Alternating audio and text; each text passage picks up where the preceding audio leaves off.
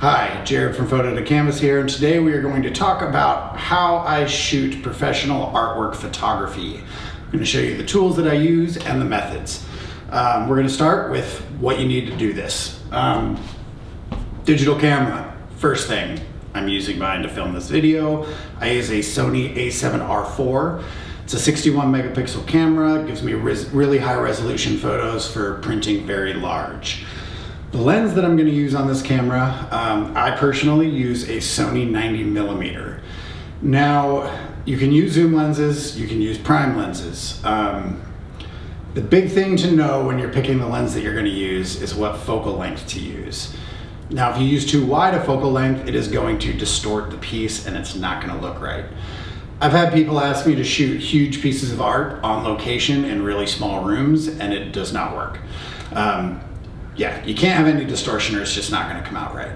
Now, if you're shooting on a crop sensor camera, there's conversion involved in what focal length you can use. I'm not going to go into that. I expect that if you have the crop sensor, you can do that research on your own. So what I'm talking about is in reference to full frame cameras, which is what I use.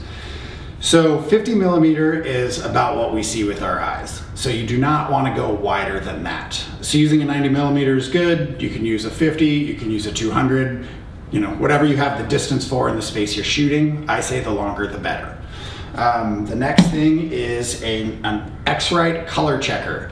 So this is something that I take a picture of in the exact lighting conditions that I'm going to shoot the piece in, and it allows you to upload the picture into the manufacturer's software, and it creates a profile where it matches the colors on here to the colors in its database and makes sure that the colors that you're using in your piece are accurate. It also has, when you turn the little page, it has two different gray cards. The next is a light meter. You do not need to use a light meter. I recently started using one and I really like it. This light meter especially allows you to retract the dome, which allows you to get an accurate reading on a flat surface. So when I'm shooting, I can take a measurement all over the piece of art and make sure that it's evenly lit and I'm getting a balanced exposure over the entire piece. But I will show you how to do it without using a light meter, just using your camera and using this. Next, we have our light. So I prefer strobes. Now, you can use constant lighting to do this, but when you use constant lighting, you risk the chance of ambient light coming into your frame, and that can throw the colors off. So if you use strobes, you can allow all of the ambient light to be removed. Basically, if you turn the strobes off and you take the picture, you get nothing but black. It just makes it a lot more controlled. So strobes are the way to go. You can use speed lights if you want. I have used them several times and they work fine. I prefer to use these. This is the Flashpoint Evolve 200. It's the same as a Godox AD200. They're basically really strong speed lights, but they have these cool interchangeable heads. They're a lot brighter than a regular speed light. Batteries last a really long time. They're great. So I use two of these. Now, to diffuse these, you have several options as well. When I was taught how to do this, the person that taught me uses reflectors. The standard reflector works, but in my experience, I had a lot of problems with reflection. A lot of painters, there's a lot of texture. Their techniques, there's a lot of depth with their techniques in painting.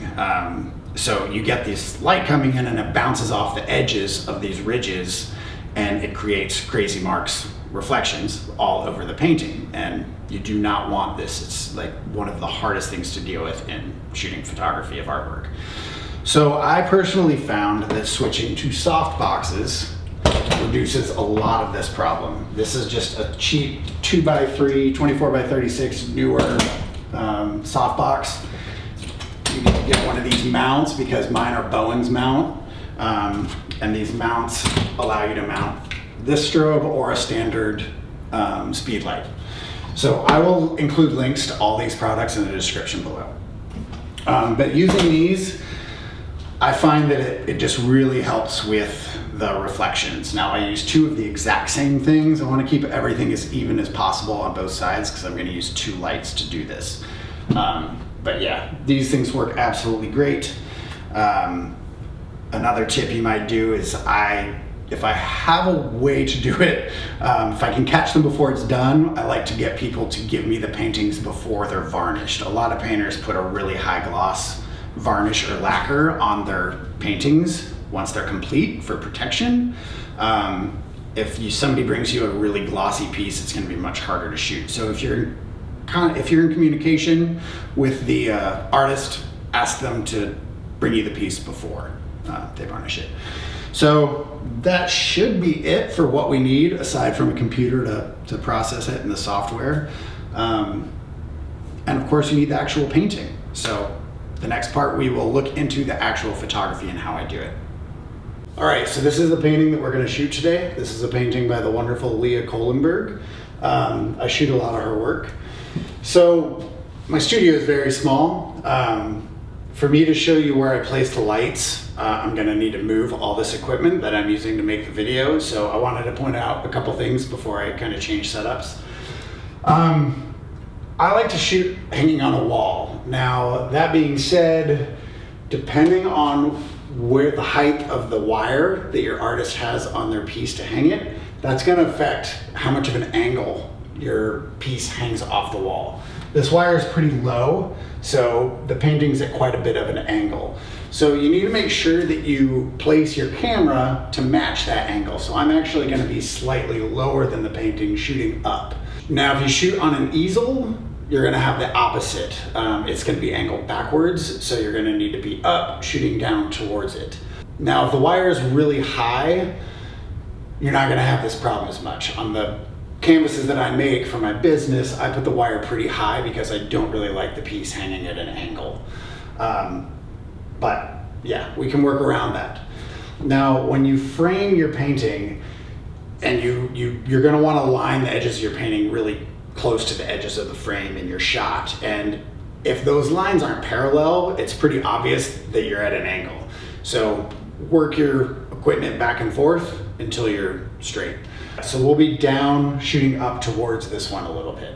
All right, that's all I need to show you from here. Now we will go on to showing you my actual lighting setup.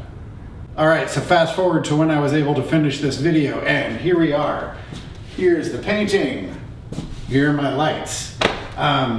They're about probably 5 feet from the wall at about a 45-degree angle coming in towards the painting. You can kind of stand in the center of the painting and you can pace towards them to make sure they're the same distance apart. This one's a little further. We have the lights about centered in the painting. Another key thing that I have discovered when doing this is you want to point your lights past the painting. So this light, you're actually going to point at this edge of the painting, and it casts the light more evenly across it. And then when you have this one going to this side, it spreads it the same or the opposite, so it balances the light. I've found that if you point this one more towards this side, that you tend to get really bright lighting on the sides, and then if you do light meter reading in the middle, it's much dimmer. So that is basically it. You get your light meter, retract the dome, do a test here, fire your strobes, do a test here, fire your strobes, do it here, go all over the thing. You know, if it's brighter down here, you can raise your flash a little bit. You can tilt your flash. But yeah, you just kind of have to play around with it until you do it a few times and you get a good idea of where the light needs to go. But using this to check and make sure that it's even everywhere. Otherwise, using this and taking a bunch of photos all over the place, and then you can go into Capture One, which is what I use to tether my camera to my computer, and you can put your eyedropper and check your white levels. And that's an easy way to check the balance if you don't have a light meter. But that involves taking a ton of photos and a lot of walking back and forth to your computer, and a lot of adjustments. The light meter is really easy, just firing. You can adjust the brightness of the flash. You can, adjust your strobe position real quick. It's just a lot quicker and you don't have to take a bunch of photos, but either way will work. Okay, so take some pictures and let's jump into the computer and see where we go from there. Now I did shoot in Capture One, but I'm going to do the editing in Lightroom. So I have already gone and uploaded my photos to Lightroom from Capture One, or from the hard drive where I tethered to. And we'll open Lightroom Classic now, and I will show you how I move forward from here. All right, so here we are in Adobe Lightroom Classic. Here are the photos that I have of this painting.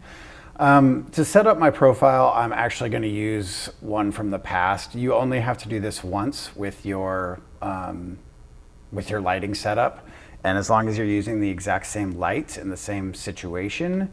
So you want your card to be at least 20% of the photo that you're shooting.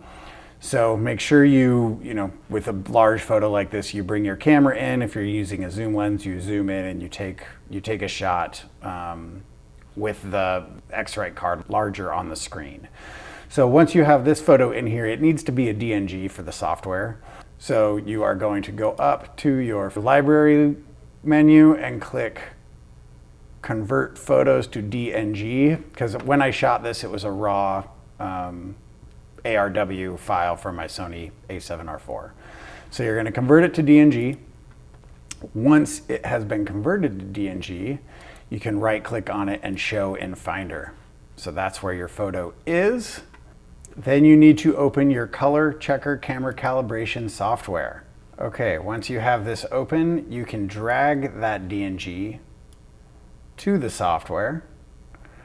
Okay, it's going to use this. You can kind of line this up just to make sure that your squares are pretty much centered on the boxes. And then you're going to click Create Profile. So you're going to name this whatever you want. So it's going to save to the folder that you pick. Camera Profiles is where I have it saving.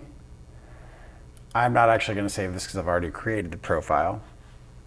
Now, once you've done this, you go into Lightroom, you go up to File, and you do Import Develop Profiles and Presets. So you are going to import this profile, and then you will have it to use.